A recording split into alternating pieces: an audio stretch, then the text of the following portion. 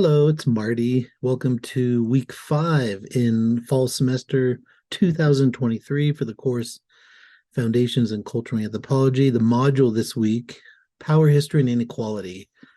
I'd like to start and say, here's an event, and I'm actually recording this on a Monday night. I believe it's the 18th. I'll post this early in the morning on the 19th, which is a Tuesday.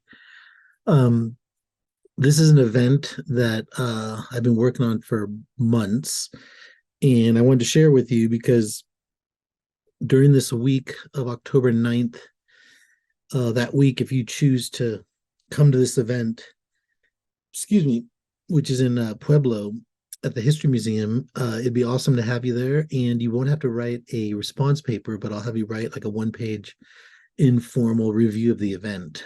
So basically, it's called Somos Agua. We are water.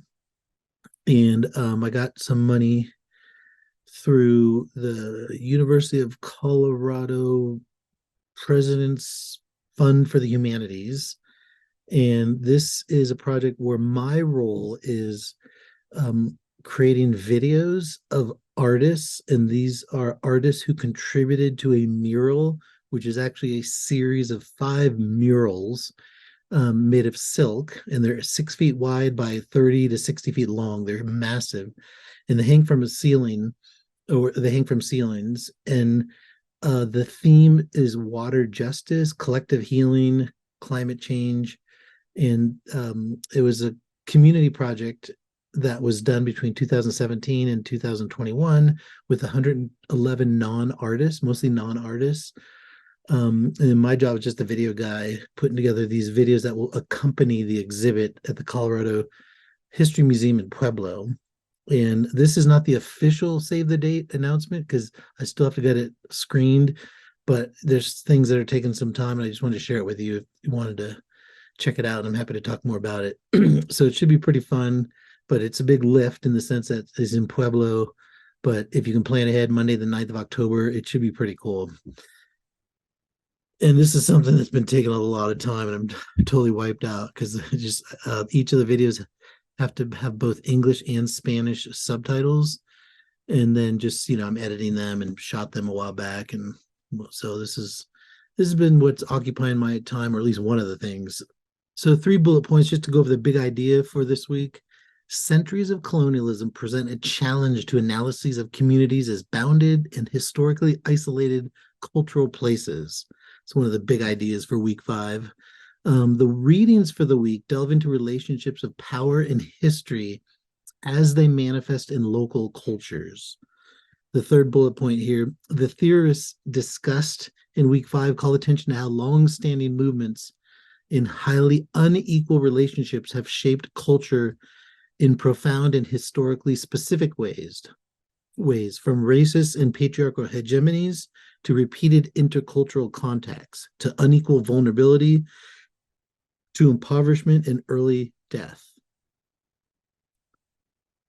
All right, some of the learning objectives by the end of week 5, you should be able to articulate the historical role of colonialism and slavery in shaping cultural traits such as racism and sexism. Explain how attention to power in history expand on and challenge anthropological theories of local particularity. And then the 3rd objective, identify key figures and ideas in historical anthropology. We're going to start with Du Bois and the Black Reconstruction in America. You're having an excerpt to read from this gentleman, and a couple of key questions. What is racism? How did U.S. Racism form? What is primary material life or ideas? How does U.S. racism affect different groups of workers? Is racism good for white workers? What does an intersectional approach suggest? So what I'm going to do is briefly talk about this reading, but then I'm going to provide an extended amount of slides that can help us with some concrete concepts and things to consider when talking about or theorizing or actually collecting data pertaining to race. Okay, Du Bois, 1868 to 1963, born in Massachusetts, received a PhD in history from Harvard He was a poet, playwright, novelist, essayist, sociologist, historian, and a journalist. He wrote 21 books, edited 15 more, and published over 100 essays and articles. He was very prolific. He was one of the founders of the National Association for the Advancement of Colored People. Continuing, he was the early leader in the 20th century African American protest movement. He was in, excuse me, Du Bois was an advocate of Pan-Africanism. He lived in Ghana for a time. He pushed for equal treatment for Black people in a world dominated by whites. He shared evidence to refute the myths of racial inferiority. Whitewashing race is a notion that extends from Du Bois's work. It's a racial identity. This notion of a racial identity, it's an individualized process and formation of social groups organized around material interests with their roots in social structure, not just individual consciousness. Couple key terms when we think about whitewashing race: the material reality of racial stratification, positionality, and this ideology of color blindness or a cultural ideal. So in other words, there's some people out there that what they want to do is sugarcoat and maybe not directly confront issues of race. And that notion is embodied in this idea of whitewashing race, this idea that, a cultural ideal that, we should be blind to color. And the reality is, we have different colors of people, different shades, and it's a reality of that exists. And so to just wish it away by saying, "Oh, I don't see color," is kind of missing the point and not being realistic. So this idea of a colorblind racial ideology, there's 3 points to kind of talk about. It's this claim that racism is a thing of the past and that race no longer matters in American society or elsewhere. This colorblind racial ideology, it's this perspective that racial inequality is due to the failure of individuals to take advantage of opportunities for mobility. And in some cases, this colorblind racial ideology leads to the claim that white Americans experience significant race-based economic and cultural victimization. Of course, obviously, it's commonsensical that white people experience economic and cultural hardship, but it's also true that some people, especially if they don't feel they're comfortable or have the skills to talk about this stuff, they tend to switch it around and say that they're the victims of this talk and they're the targets of racism when you start to talk about issues that affect others. So there's something to say about what are the tools that we need to talk about this stuff in a really important and deep level. And so this next series of slides kind of picks up some of these key terms when we talk about race, at least in the context of anthropology, and give you some definitions and things to think about that you can apply in your own work, whether it's in a writing project or assignment for the course, or if it's for the end of the semester project. So if anything, these terms that I'm going to present to you, which some of you may have already heard about, but it's just to get you to self-reflect a bit and then think about how you can, with these new tools, consider some kind of deeper thinking about your own experience and your role in some of these issues. So this idea of racialization or racial embodiment. Or actually, let me rephrase that. Racialization and then racial embodiment. These are a couple terms we're going to talk about. So racialization at the top here, it's this complex, contradictory process through which groups come to be designated as being of a particular race, and on that basis subjected to differential or unequal treatment. While white people are also racialized, the process is often rendered invisible or normative to those designated as white. And as such, white people may not see themselves as part of a race, but still have as having the authority to name and racialize others. This comes up a lot. Like if you talk about ethnicity or like, hey, people, white people, tell us about your culture. and they say, "Oh, I don't have a culture." Well, the reality is, yes, you do have a culture, and sometimes discussing and owning and taking possession of your own racial identity is an important part of like identifying and portraying your cultural belongingness. So this notion of racial embodiment is something different. It's this idea that the body is the site of racial experience. And it's a process in which races are embodied and bodies are racialized. So key issues that come up are how races become embodied and how bodies become racialized. And then that leads to this last bullet point. What's the bodily experience of racialization? The key term here, which is discussed a lot, is trauma, or another way to talk about it is the psychic wound of past violence and physical expression of tragic present. A few additional terms. Again, some of these you may have a stronger grasp on because of some of your previous courses, but at least for the context of this module and some of the authors, especially again extending Du Bois, is to think of racism and racialized labor. So sometimes there's these terms that we talk a lot about. We don't have something tangible to grab onto in terms of a definition. So here you go. Racism is not simply an individual belief, it is a system of inequality. We need to shift public attention from personal prejudice to systemic racism. The system of racism must be understood if it is to be effectively challenged. So in other words, if you were interested in this as a topic for the class, you would kind of say, I'm going to put front and center in my discussion the issue of racism and discuss it in the context of my own experience or bringing in Du Bois or some other kind of tool that you find maybe from today's lecture or some other reading. But the idea is identify a term that you're going to write about, define it, and then apply it, or what's called operationalize it. Another notion which we all can relate to is this notion of racialized labor. It refers to groups of workers located within hierarchy organized labor system that differentially exploits workers based upon their racialized and gendered location. The dominant racialized labor groups, mostly white European workers, are in general afforded more privileges than subordinate racialized groups or workers of color who face the denial of basic citizenship rights, and higher degrees of exploitation and inferior working conditions.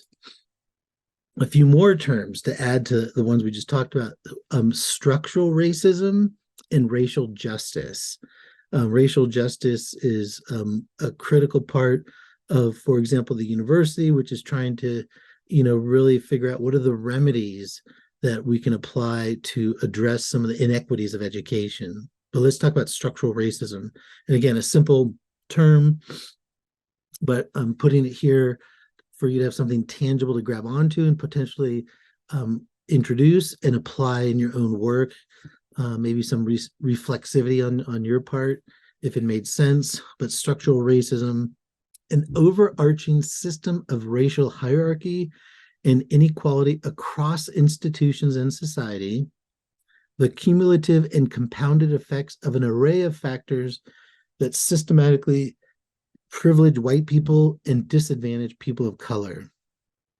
Racial justice is the creation and proactive reinforcement of policies, practices, attitudes, and actions that produce equitable power, access, treatment, opportunities, and outcomes for all.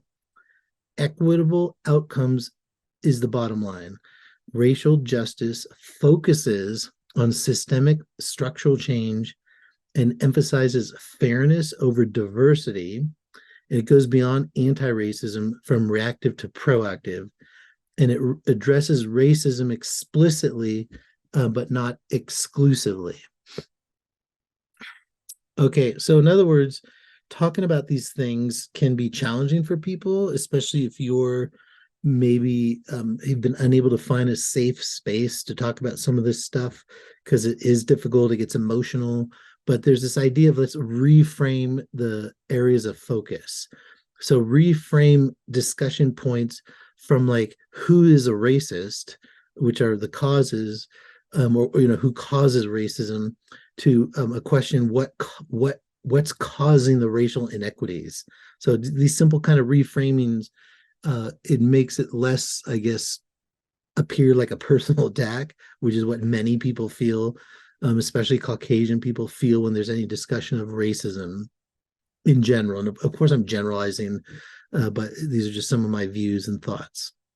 And then changing from attitudes and intentions to actions and impacts, and changing this notion of a look at personal prejudice to looking at institutional inequity. And then another thing is, when you talk about structural racism, the opposite of that is racial justice. And so here's several 5 issues on the left. You have social hierarchies and inequalities, and to remedy these, you need social justice. You have this cumulative wealth stratification, and you need economic equity. So in other words, on the right column, you have racial justice, and you can say there's at least 5 component parts of racial justice, and they're listed there. In other words, racial justice is the opposite of structural racism. Now, here's, I think, 2 slides to just talk about, what are the ways you as individuals, as household members, community members, what are different ways you can address racism at different levels? So there's the notion of internalized racism. That's stuff we carry inside of us. We're all, to certain degrees, racist, and coming to terms with this racist behavior or ideas. So how do we deal with that internalized racism? One approach is looking at support groups, racial healing initiatives, mentoring, counseling, and education. Then there's interpersonal racism between people, between groups. There's diversity trainings, cross-cultural dialogues, there's dinners. There's lots of organizations that have been actually making a lot of money off of like white guilt. So like, for example, a group of very charismatic African-American leaders or people of color would hold dinners at like $5,000 a plate or $1,000 a plate.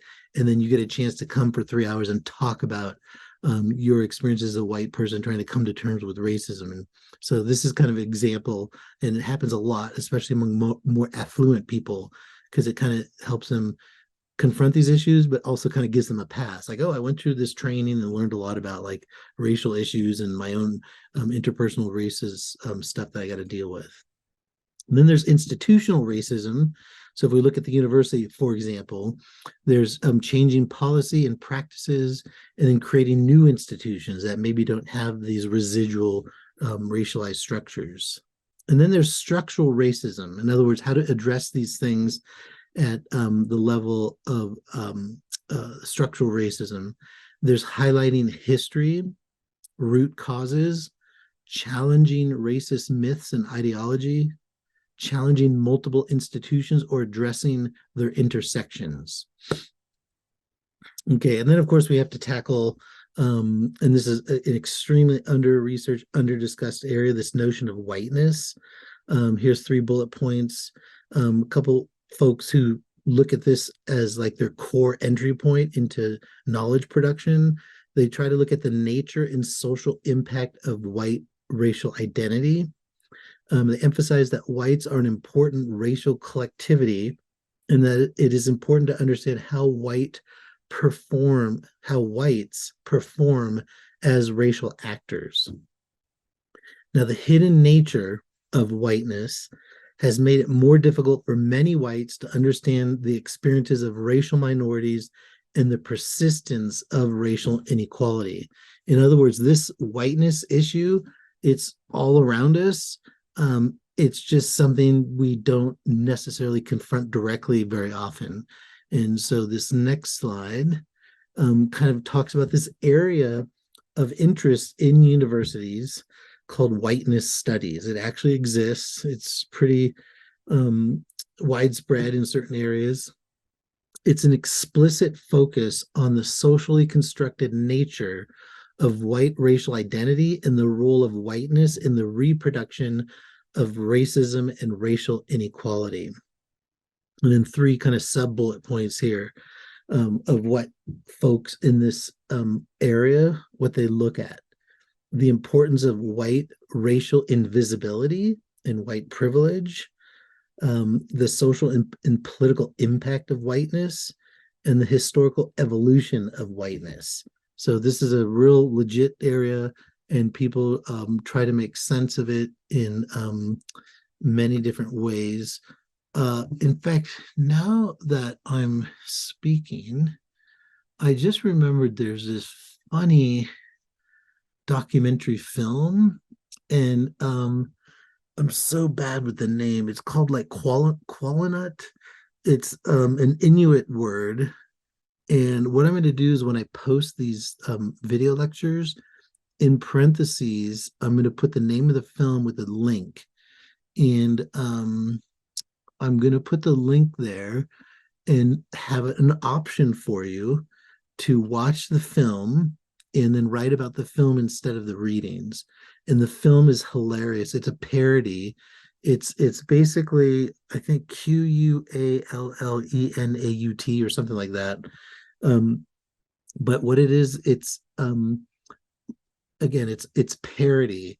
It's a mockumentary, but it's uses this notion of a center for whiteness studies up in Alaska, like among the Inuits, and then the Inuit people who for years, hundreds of years, 200 years or 150 years, have always been the focal point for anthropological studies. So what the filmmakers did, they flipped the script and they have this like fake center to study white people, and then it just kind of in a comedic way goes through some of the things that we did as anthropologists to study the Inuit people. So again, look out for that link, and if it doesn't appeal to you, then don't worry about it. But it's a pretty funny film, and I use it a lot in different courses. And again, it's an option if you want to take that and watch it. Write a one-page, description, which typically is a paragraph that synthesizes the key points with rich details, and then analysis, like critique, analysis, some self-reflection. But this whole whiteness studies is an interesting area and just something you should know about. And that film, if you do check it out, it's pretty funny. Here's a couple criticism when it comes to whiteness studies. Tends to view whites as a homogeneous, monolithic social entity where certain qualities are ascribed to all whites. And this is a common criticism that most of us have toward different groups. And then four other bullet points here. While whiteness involves a shared social context that influences individual and group behavior, there are significant intra-group differences that determine how whiteness is perceived and experienced. I'll just go to the bottom one here. And then you must explore how variations in factors such as class and situation produce differences in the social role of whites. So there's legitimate criticism like anything. In fact, in the academic world, you're just trained as you go into higher levels to just learn how to critique things, and then hopefully critique things in a way that's helpful, that then people can reconstruct things and be an improvement upon what was done earlier. But again, here you go. If you're interested, check out the other bullet points. Now, there is this area called implicit bias. And in one sense, it's just a bunch of bullshit. Essentially, universities and organizations, what they like to do is have trainings so that individuals can like self-reflect on their own biases, that then once they acknowledge those biases, then maybe they can be less racist. And why I think it's bullshit is because what it does, it distracts attention from the larger structural forces that are creating kind of the platform for racist structures to be around and persist in the first place. But let me go through implicit bias. And I think I do have the critique on the next page or the next slide. Implicit bias exists when people unconsciously hold attitudes toward others or associate stereotypes with them. It's kind of like another name where it's synonymous with ethnocentrism, which is common in like introductory 101 anthropology classes. Implicit bias kind of involves a racial bias or suggests there's a racial bias versus unintended bias or unconscious or implicit bias. It represents a shift from institutional to unconscious bias. Implicit bias moves the center of gravity from institutions and structures to the individual and unfortunately to the unconscious.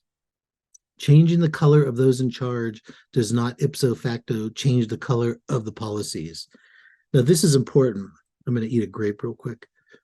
The last line is important because in the last 2 or 3 years in the university, at the higher level, the chancellor has a new cabinet, which are leaders, and many of these are people of color, whereas before they didn't exist. And so we have a structural change where we have different colors at a higher level, but it's done to demonstrate that, oh, we're a diverse campus and all that. But just because you have different colors at a higher up level doesn't mean you address the problems that exist, which perpetuate racialized practices in the institutions. In fact, many of these new people who are hired were actually hired to do some major cutbacks and budgetary cuts, which are now having a ripple effect of affecting many different departments and programs across the University of Colorado Denver. And so just those points I just said were just to kind of reinforce the notion of what's in bullet point number 4 in this slide. Now, a couple of questions that come up when you talk about implicit bias. Do white attitudes and biases create the discrimination that blights the lives of people?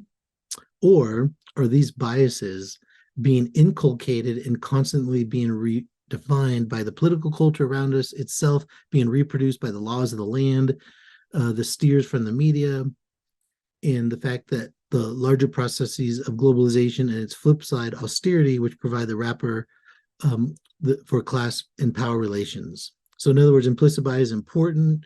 Yes, we should take classes to learn about the things inside us which force us or cause us to maybe act in some kind of racialized way or have racist behavior. But the reality, there's these other issues too.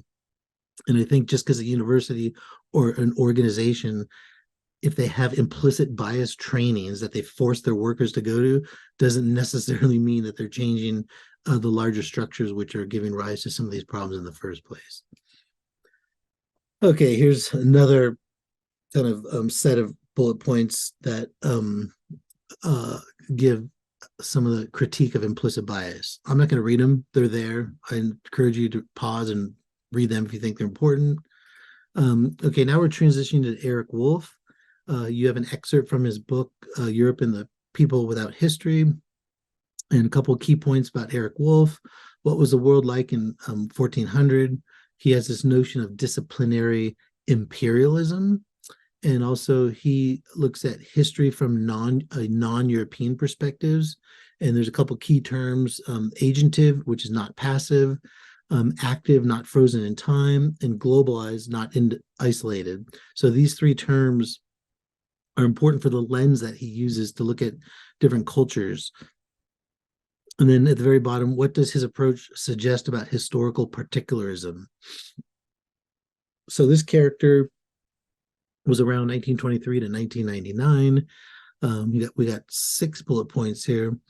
He was a student of Julian Stewart, who was a cultural ecologist. Eric Wolf was one of the most influential Marxists in the US. He was politically active. He started teach-ins against the Vietnam War in the 1970s at the university where he worked. He wrote Peasant Wars of the 20th Century, and he applied a Marxist analysis to world conflicts. He intended the book that he used, the book that he created, to be used in teach-ins. And then, of course, because of his outspokenness and his engagement, his politicization, his ability to get students really involved and to actually go out and directly demonstrate against the war, he came under the scrutiny of the FBI for his work. And there's actually a guy named David Price out of Washington State who's written a lot about anthropologists and how they were, because of their activism, how they were they had big files on them from the FBI because the FBI was watching them. And so this kind of surveillance for like activists or radical anthropologists still happens today because this fear that we can have some kind of impact or you know kind of rock the boat against the FBI and the government. So David Price, super interesting. Maybe if I remember, I'll put it in the resources in the Canvas discussion. So a couple key quotes from Eric Wolf. One of the early parts of his book, he writes, "The world of humankind constitute a manifold, a totality of interconnected processes and inquiries that disassemble this totality into bits and then fail to reassemble it to falsify reality." For him, anthropology divides its subject matter into distinctive cases, each society with its characteristic culture conceived as an integrated and bounded system set off against other equally bounded systems. So in other words, he thought it's inappropriate for anthropologists when we do our work to put parameters, these comfortable boundaries around cultures. He looked at the world through this kind of globalized lens and said all these different cultures are all interconnected. So that was one of his main contributions. In addition, here's two more quotes. For him, if there are connections everywhere, why do we persist in turning dynamic, interconnected phenomena into static, disconnected things? And according to Wolf, some of this is owing perhaps to the way we have learned our own history. We have been taught inside the classroom and outside of it that there exists an entity called the West, and that one can think of this West as a society and civilization independent of and in opposition to other societies and civilizations. So his book is a critique against the world systems theory approach. It's really just this thing, an approach that came around in the 70s. A gentleman named Emmanuel Wallerstein. I forget if we had it already. If we don't, I think we're going to talk about it next week, if I remember correctly. So it's this idea that you have in the world, you have the core.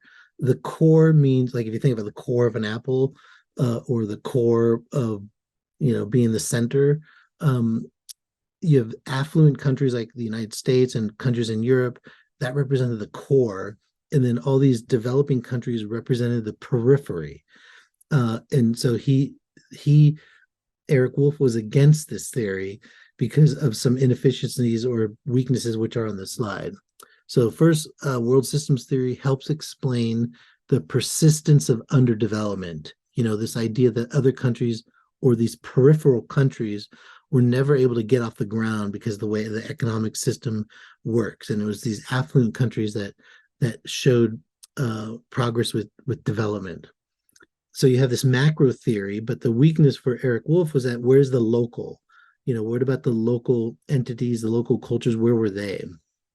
And then for Wallerstein, who wrote World Systems Theory, Wolf said the idea of a core was presented as being active, whereas the periphery, those non-dominant countries, were always looked at passive. So for him, there's a lack of agency. And he says here, where's the agencies of peripheral peoples? So for Wolf, the Europeans were the predilected agents of history. And what that idea means is that it denies history of peoples viewed as static before European colonization. So for him, it was a problem to look at the Europeans as like the main people involved in development or facilitating, fostering development. So this static explanation for Wolf, it doesn't and can't account for local histories and dynamics. So he was a strong advocate of getting anthropologists to really look at local cultures and understand how they have kind of different entanglements in the global environment. So here's another extended quote about his direct view of critiquing the world systems theory by Emmanuel Wallerstein. Their choice of focus thus leads them to omit consideration of the range and variety of such populations, of their modes of existence before European expansion and the advent of capitalism. and of the manner in which these modes were penetrated, subordinated, destroyed, and absorbed, first by the growing market and subsequently by industrial capitalism. According to Wolff, without such an examination, however, the concept of the periphery remains as much a cover term as traditional society. So he felt these individuals who subscribed to world systems theory were doing what anthropologists 50 or more years back were doing, just looking at societies in the non-dominant countries or the periphery as being traditional and not having being worthy of being studied. Then we have Stoller. So Anne Laura Stoller, you have an excerpt from her book Carnal Knowledge and Imperial Power. A couple of bullet points here. She looked at sexual surveillance as a mechanism of colonial rule and racial repression. And then she has this notion of colonized men, imperial women, and imperial women were looked at the guardians of imperial respectability. Now I'm just glossing over Stoller's work. I want to get to Farmer. Students just love Paul Farmer. Paul Farmer is a pretty impressive individual. Unfortunately, he passed away recently, I think a year or so ago. He was an incredible anthropologist, medical anthropologist, a physician out of Harvard. A couple of key points.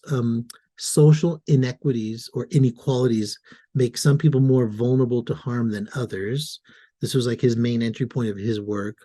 And there's things he looked at, disease, illness, interpersonal harm, incarceration, detention. A lot of his work was a tribute to Eric Wolff, and Paul Farmer had a very specific focus at looking at the role of imperialism in degrading public health in Haiti. And on the right side here, there's this logo, Partners in Health, or PIH. That was the name of his nonprofit organization, which I'll get into on this next slide, or I think the next slide too. I'll talk about it. So Paul Farmer, 1959 to 2022. As I said, he passed away last year, born in Massachusetts. Medical anthropology and medical degrees from Harvard University, a world-renowned infectious disease doctor, a global health advocate, and author. He considered him a physician of the poor first. He had this vision where a world where your economic status does not limit your access to high quality care. He brought true meaning to the concept of health equity. Other concepts he was known for include structural violence and social determinants of health. He revolutionized HIV and tuberculosis care. So this PIH, or Partners in Health, he created it. It was a Boston nonprofit. He started in 1987, and it runs medical clinics in 12 countries, basically providing healthcare for poor people. And the mission of Partners in Health, they believe the quality of care is a universal human right. Now, around the world, we fight injustice by providing care first to those who need it most. And then there's the website, www.pih.org. In 2021, this is just one example of the magnitude of his work. His organization, Partners in Health, arranged for $2 million in-home health visits around the world. He founded the University of Global Health Equity in Rwanda in 2015, and I believe it was in Rwanda where he died. He went to sleep and never woke up. He had some kind of, I don't know if it was heart related, but he died in his sleep. I believe in Rwanda. He spent his life of unbending our socialization for scarcity, our willingness to accept that lesser care for impoverished patients was inevitable.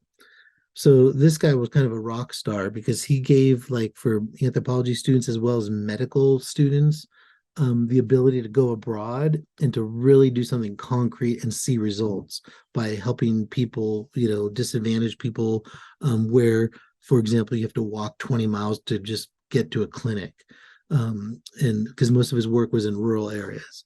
So Paul Farmer, I hope you enjoy that reading. Pretty incredible work that he's done, and his legacy lives on. Now, to wrap up, then 2 bullet points, and then we're done. A couple takeaways.